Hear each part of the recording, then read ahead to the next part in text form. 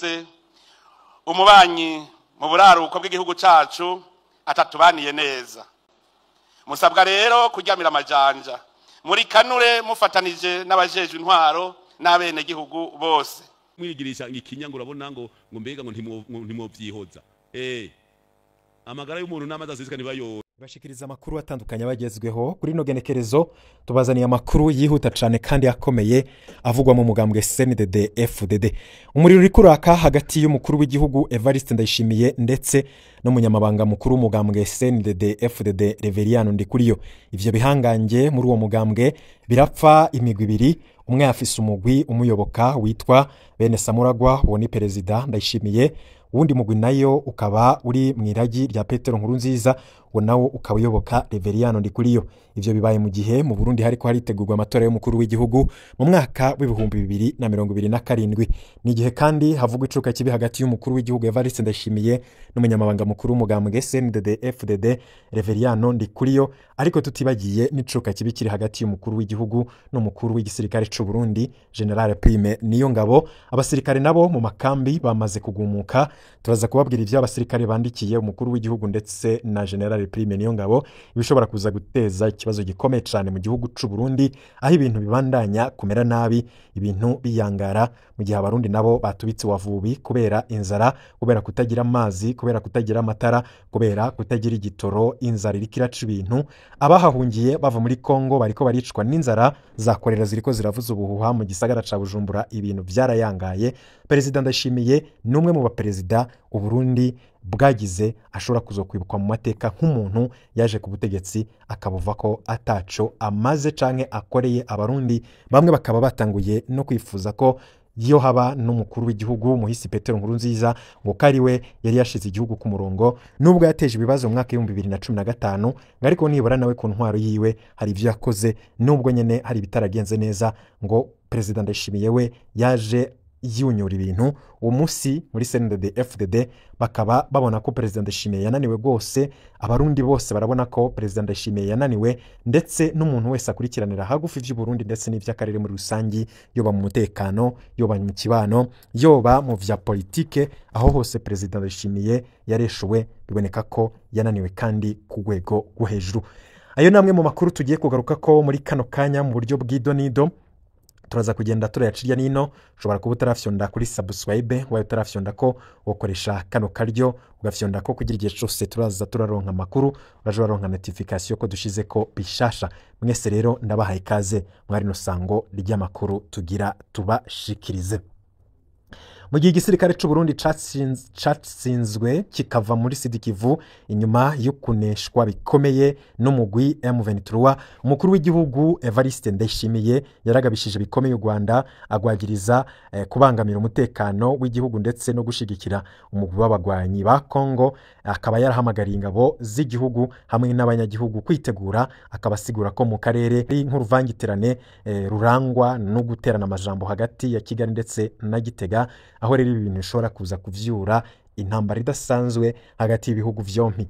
Mu birori rero vyo kwifurizanya Noheli n'umwaka mushasha wa 2026 n'inzego zo kwivuna abansi n'iz'umutekano vyabereye ku kibuga c'indege ca gisirikare c'Igitega ku mugwa mukuru wa politike kuwa gatanu uheruka. Nibwo umukuru w'igihugu Evariste Ndayishimiye yavuze ijambo rikomeye mu kwagiriza u Rwanda gufasha abagwanya ico gihugu c'u Burundi, ndetse rero akaba yaragirije u Rwanda gufasha abagwanya Burundi adaciye hirya no hino. Umukuru w'igihugu c'u Burundi Evariste Ndayishimiye yarakoresheje amajambo akomeye cyane, benshi bavuga ko ashobora no gukwega karambaraye mu karere, ariko bikanerekana inzigo umukuru w'igihugu c'u Burundi afitiye igihugu kibanyi c'u Rwanda. Mu majambo akarishe kandi akakaye, umukuru w'igihugu Evariste Ndayishimiye yavuze, murazi ko dufise umubanyi mu buraruko bw'igihugu cacu atatubaniye neza,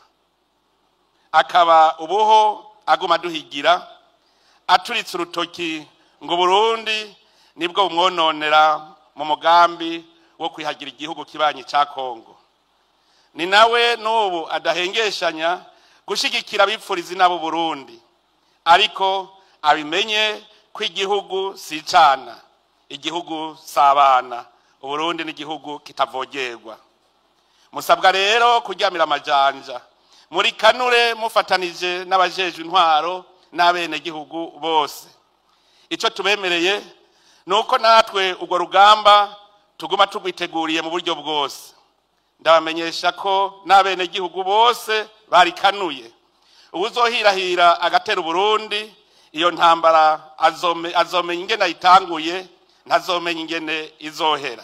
Cyo nobwira urota wese ashaka gutera Burundi, nomubwira nti arahirwa abasenga iyo dusenga, ahandi hoho izoherera iwe kuko Imana ntirenganya. Dore mukuru w'igihugu c'u Burundi Evariste Ndayishimiye agabisha u Rwanda, ariko mu majambo President Ndayishimiye yavuze hakaba harimo ateye ubwoba. Bamwe bakanavuga bati uno mukuru w'igihugu agiye gusiga akozi bari igihugu acisha, ariko anasize n'imigenderanire y'u Burundi n'ibindi bihugu ayisambuye. Aho President Ndayishimiye avuga ati umwansi aracari ku muryango, ngo ntibishoboka kubihakana, dufise umubanyi mubi mu buraruko bw'u Burundi. Kubwiwe kandi ngo Kigali iriko irategura ibitero ku Burundi kugira nk'uko abivuga ikureho inzitizi zibangamira intambara yo kwigarurira RDC. Umukuru w'igihugu Ndayishimiye yabandanije gusubiramwo ivyo yagiriza u Rwanda ko gwoba rufasha abagwanyi batavuga rumwe n'u Burundi, aho yagize ati bimenye u Burundi si umwana, ni igihugu kidashobora kuvogerwa. Yaciye ahamagarira ingabo z'igihugu n'inzego z'umutekano kuguma barikanuye bakorana cane n'abategetsi b'inzego zijejwe intwaro hamwe n'abanyagihugu. Kubwiwe u Burundi burabandanya bwitegurira cane intambara yoshobora kwaduka, igategura abanyagihugu bose muri rusangi. Akaba yagabishije ko igitero cose ku Burundi kizogira ingaruka, ngo uzotera Burundi azomenya uko intambara itanguye, ngariko nazomenya uko izohera kuko izoherera i Kigali. Ayo majambo mukuru w'igihugu yarangije ijambo ry'iwasaba ubumwe mu ngabo z'igihugu, aho yasavye intwazangabo zo ku rwego rw'aba generali hamwe ndetse n'intwazangabo nkuru kuguma batekanye kandi bafatanye mu nda. Akagabisha abogerageza kubacanishamwo akajagari, abo yibaza ko barondera inyungu zabo bwite. Iryo jambo President Ndayishimiye yavuze rirerekana agahaze kari mu butegetsi bwiwe ndetse no kutizerana, aho abayikanga ku mwanya n'umwanya hari abashobora kwikika mu kiza bagashobora kumutembagaza ku butegetsi. Mwibuke neza ko vyavuzwe ko gutsindwa intambara ya Kongo atabuka ingabo z'u Burundi zitazi kugwana, ahubwo hoba hari na bamwe mu bari mu butegetsi bwa President Ndayishimiye ndetse no mu nzego z'umutekano babaragize uruhara mu gutsindwa kw'iyo ntambara kugira baronke icitwazo cyo gukura ko President Ndayishimiye Varisito.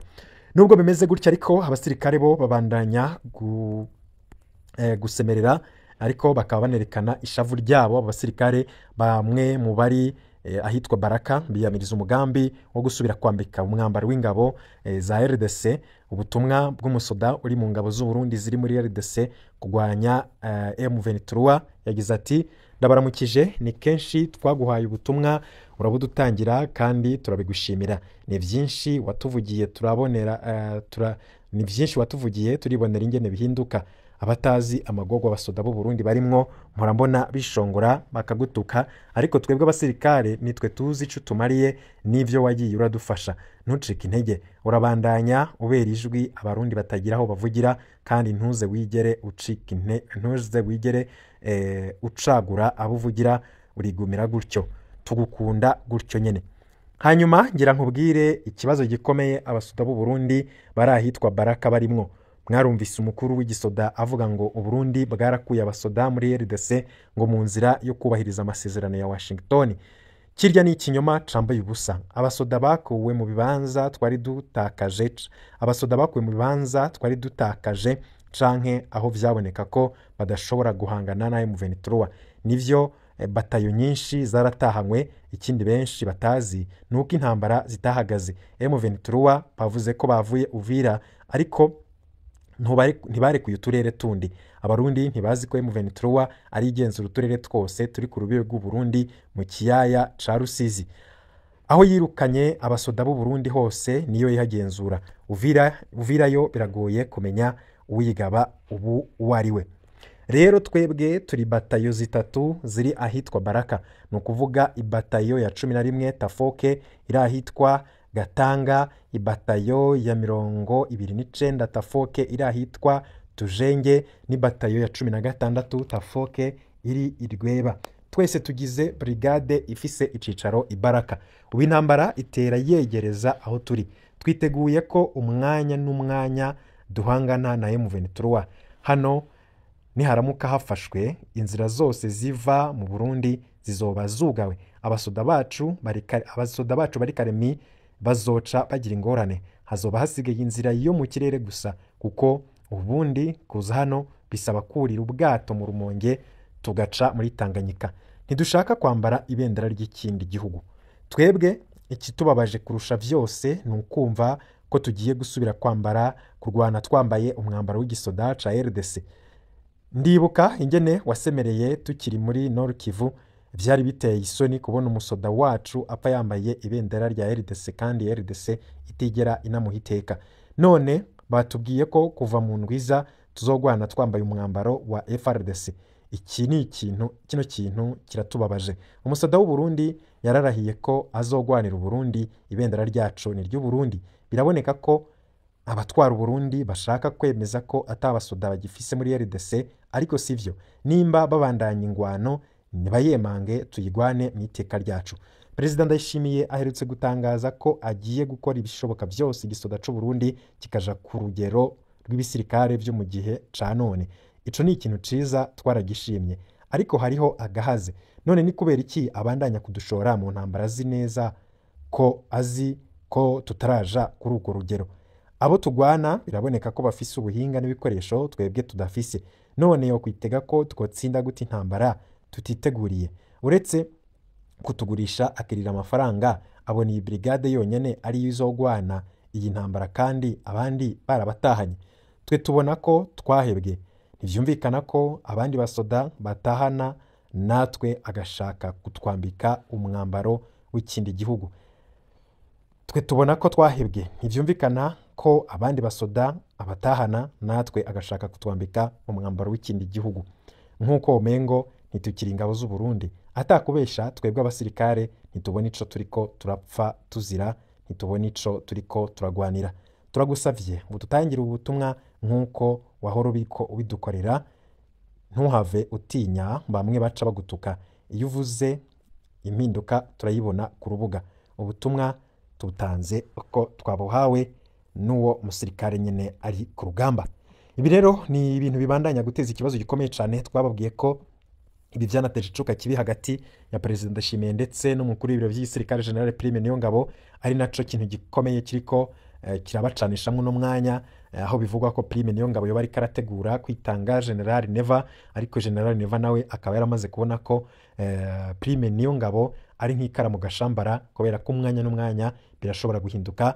Narirya Prime Niyongabo umwanya tuvugana ni wafise mu minwe ubutegetsi bwa Perezida Ndayishimiye, nayo ubundi bavuga aratembagajwe kera kubera ko abamugwanya ni benshi kandi n'abansi biwe batamwerekwa ukuye utibagiye n'abanyagihugu bashavuye kubera ko Perezida Ndayishimiye atacu yabamariye kuva ashitse ku butegetsi. Ibi byose nivyerekana ko ibintu bitifashe neza habe na gatoya. Sivyo byonyene, kuko ko Perezida Ndayishimiye ahanganye n'umukuru w'ibiro by'igisirikare General Prime Niyongabo ni nakahanganye no mukuru w'umugambi CNDD-FDD Reveriyano Ndikuriyo aherutse kwikura mu nama nkenguzamateka. Ubu akaba atawuzi ivyo agiye kujamwo, ariko intambara ndetse n'urugamba Reveriyano Ndikuriyo ariko aragwana nawe nta rundi nubwo igihugu gusubiza igihugu ku murongo, mbere akanagarura ivyo Petero Nkurunziza yasize akoze. Aho rero ubu ngubu hari intambara idasanzwe hagati y'umugwi uyoboka Reveriyano Ndikuriyo ugwiriyemwo imbonerakure n'abiyita abari mu iragi rya Petero Nkurunziza. Hakaba hari n'undi mugwi wa Perezida Neva uri mu biyita bene Samuragwa. Abo bose rero akaba aribo bariko barahangana umwanya turiko turavugana. Hari ubutumwa bwakwiragiye cyane ku mbuga zihurikiyemwo imbonerakure babuza abantu kwitaba ibikorwa vyateguwe na bene Samuragwa. Hariho abo mwiragi, hariho nabo biyita ko bari bene Samuragwa. Bose ni ibice bibiri vya CNDD-FDD. Abo mwiragi ngo ni abari ngo nabari batonye kandi bemera ko Nkurunziza yabatwaye neza akaba vyari ibihangange kandi ari ntakogwa ko abo nibo biyita ko bari mwiragi rya Petero Nkurunziza ko rero intwaro yobandaniriza ikorera ku vyo Nkurunziza yubatse.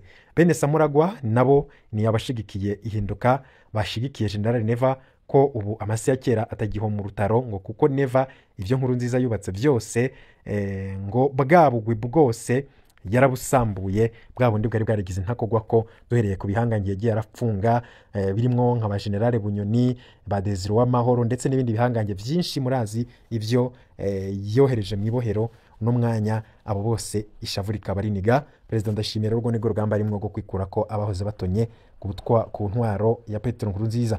Bamwe rero bigira ibihangange bose baravye nabi arashobora kubikura nabo uno munsi ahanganye nabo barimwo igihangange gikomeye General Prime Niyongabo ndetse n'umukuru w'umugambwe CNDD-FDD Reverien Ndikuriyo.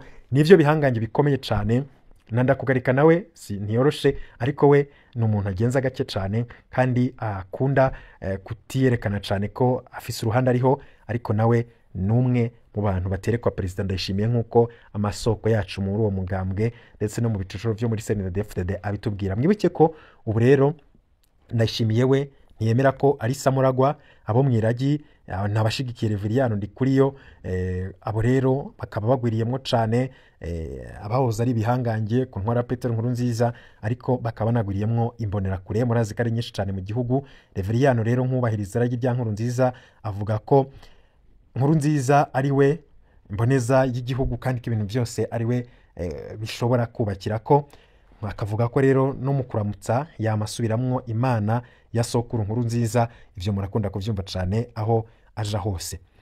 Ubu rero bivugwa ko abo bagabo babiri bariko bipanga aho umuntu yitwa umugumyabanga azokwitaba inama itumwe ko nabo kwa Samuragwa muri Ntahangwa, wo nawe ashobora kuzocibwa umutwe nk'uko itegeko ryamaze gutangwa.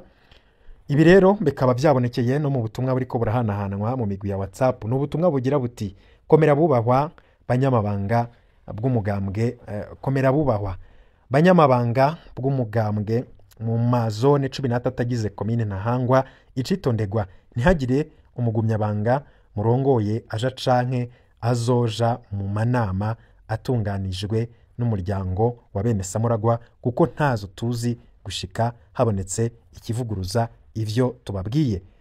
Mwirambire. Ubwo n'ubutumwa bwatanzwe mu migwi yose ihurikiyemwo abita ko bari mwiragi rya Petero Nkurunziza bagwanya abo bitwa bene Samuragwa bashigikiye President Ndayishimiye. Nagwibutse ko mwiragi rya Petero Nkurunziza arabashigikiye Reverien Ndikuriyo. Ibi rero akaba ari ibintu bikomeye cyane biriko biraba bishobora kuza no gukwega akarambaraye, aho beshi bavuga bati 2027 irashobora kuba mwe impinduka zikomeye, utazohapfira azohakirira, ariko kazoza karatubikiye byinshi no kubandanya tukamenya aho bishabishira. Ngayo rero amakuru abagezweho turabandanya kubashikiriza ayabagezweho avugwa ndetse n'ibindi byinshi babigenda bigaruka ko ibyo nino mutamenya yose turayegeranya maze mukayakurikira mu buryo bw'idonito. Ibihe byiza rero kuri mwese n'ivyo ndabipfurije aho muri hose.